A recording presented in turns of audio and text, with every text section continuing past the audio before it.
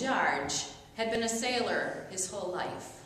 He signed on as a cabin boy at the age of 10, and from that point forward, he never spent more than 3 days at a time on dry land. When he was a teen, Jarge had a mishap with a fishing hook and lost an eye. So from then on, he wore a glass one.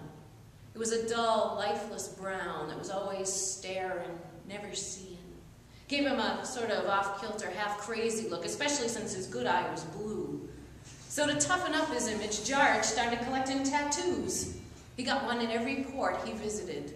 By the time he was 40, Jarge was a walking art museum, covered with clinging vines, dancing girls, birds and beasts of all types, a couple of anchors, and even a bloody sword. Finally, the day arrived when Jarge had but one patch of skin on which to put a tattoo, the patch right around his navel.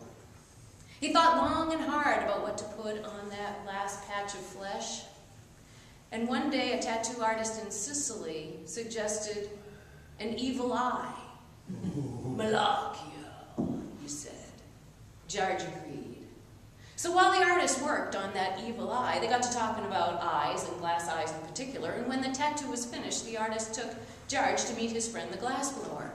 Jarge was amazed at the beautiful things the glassblower made. He even had some glass eyes, perfect spheres of glass of all colors.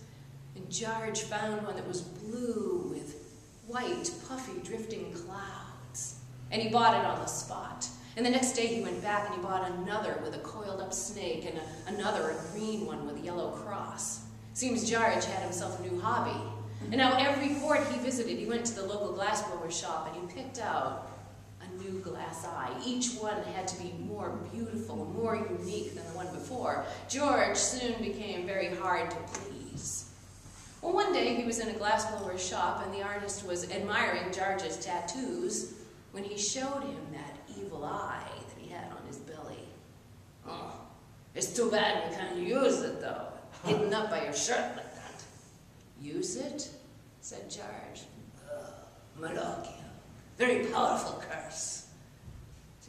George had only thought it was a superstition.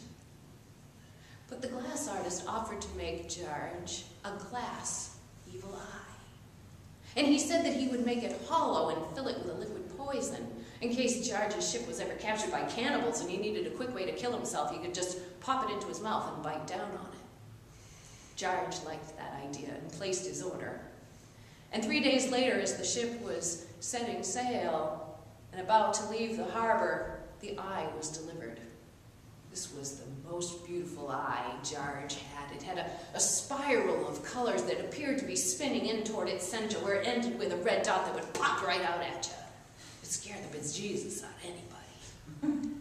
So for fun, every once in a while, Jarge would put in that evil eye and sneak up on one of his crewmates. Malachio, he would say.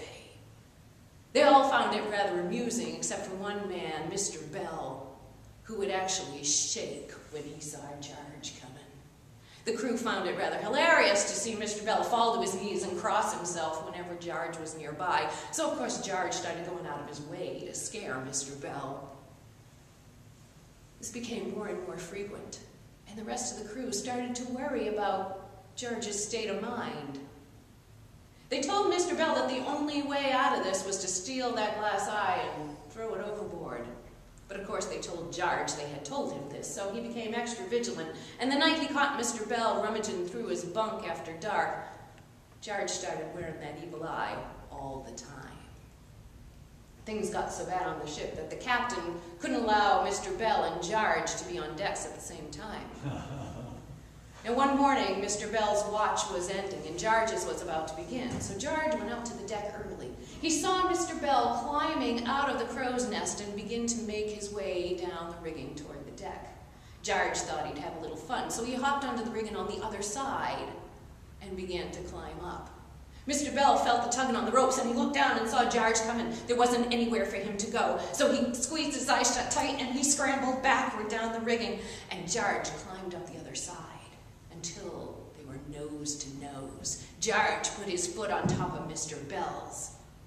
Bell! Mr. Bell opened his eyes and he found himself staring into that spinning vortex of that eye. A scream filled his ears and he plunged his fingers through the rigging right into George's good eye. George pulled back, lost his balance, and fell from the rigging, head first 40 feet toward the deck of the ship. He struck the wood, his skull split open, and that glass eye rolled across the deck. Mr. Bell saw his chance to grab it, and so he jumped down off the rigging. He grabbed the eye just as the first mate came out on the deck to find out what all the commotion was. And so Mr. Bell popped the eye into his mouth to hide it. And a moment later, his body began to convulse as the poison hit his bloodstream, and he fell dead on the deck right next to George. The crew searched the ship for that glass eye, but they never found it. And one by one, they all signed off that crew as quickly as they could. And from that day till this, sailors everywhere shudder when they hear the name of Liverpool George.